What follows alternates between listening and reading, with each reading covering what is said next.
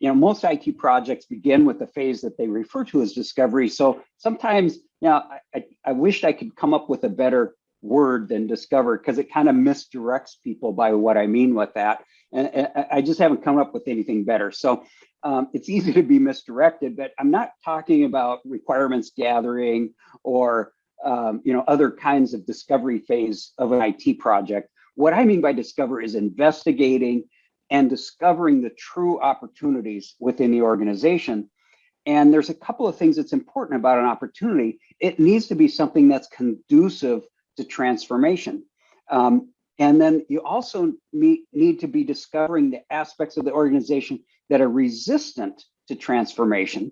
And then you need to have a really high level of certainty about what must change, what can change, and what obstacles need to be removed in order to accomplish or to allow that change. And that's really what the discovery is about.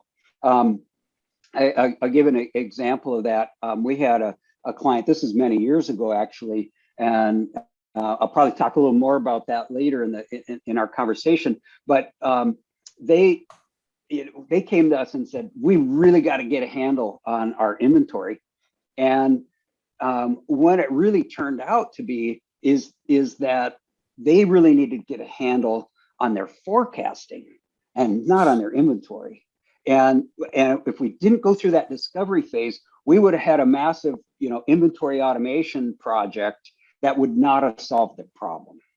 So it's really important to get into that discover aspect early. And it's from that you begin to build your roadmap for digital transformation. And that's what the define stage is about, or step is about.